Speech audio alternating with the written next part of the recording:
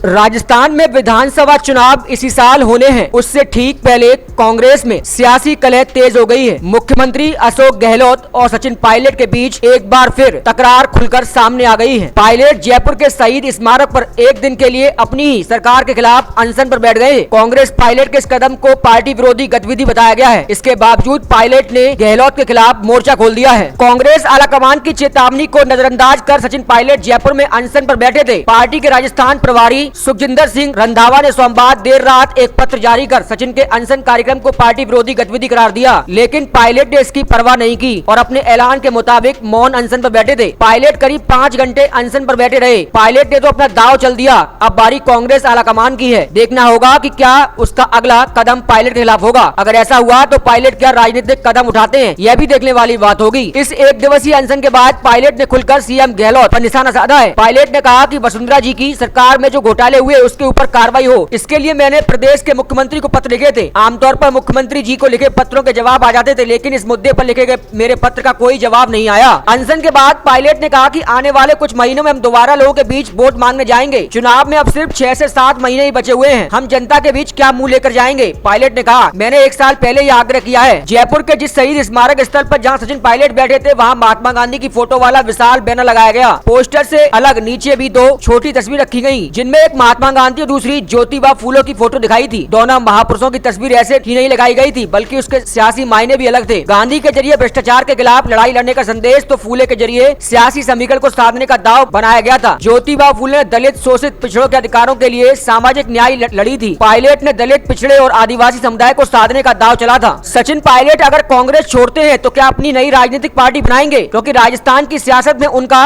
अपना सियासी ग्राफ है और सामाजिक आधार है। जयपुर, दौसा, टोंक, अजमेर, धौलपुर, करौली, सवाई माधोपुर क्षेत्रों में उनकी अपनी राजनीतिक पकड़ मानी जाती है। यही गुर्जर बेल्ट है और पायलट भी इसी समुदाय से आते हैं। प्रदेश में कोई भी गुर्जर अभी तक मुख्यमंत्री नहीं बन सका है। सचिन पायलट के पिता राजेश पायलट भी दिग्गज नेता थे और गुर्जर समुदाय के बीच उनकी अच्छी खासी पकड़ है। ऐसे में पायलट नई राजनीतिक दल बनाने के विकल्प पर अपना कदम आगे बढ़ा सकते हैं। क्या सचिन पायलट कांग्रेस छोड़ने के बाद आम आदमी पार्टी में जाएंगे, ये फैसला उनका होगा, लेकिन अनशन पर बैठने का फैसला पायलट की सोची समझी रणनीति का हिस्सा माना जा रहा है। पायलट भी युवा राजनेता है। खबर है कि आम आदमी पार्टी के पायलट को राजस्थान में आप पार्टी ज्वाइन करने पर 2023 में सीएम फेस के रूप में प्रोजेक्ट करने का ऑफर दिया था। पायलट खुद को सीएम के रूप में देखना भी चाहते हैं तो आम आदमी पार्टी उनके लिए एक विकल्प हो सकती है। इसी के साथ साथ क्या पायलट बीजेपी का थामन थामेंगे या फिर बसपा में जाएंगे, ये भी देखने वाली बात होगी। इस एक दिन के अनशन से अब पायलट के भविष्य पे फैसला होने वाला है, क्योंकि कांग्रेस आलाकमान इस पर क्या फैसला लेता है ये तो देखने वाली बात होगी। क्योंकि चुनाव में अब केवल 6 से 7 महीने बचे हैं और इन 6 से 7 महीनों के बीच सचिन पायलट की किस्मत का फैसला भी होगा, क्योंकि एक दिन के अनशन के बाद अब कांग्रेस आलाकमान के पास सचिन पायलट को लेकर क्या समीकरण है ये भी देखने वाली बात होगी।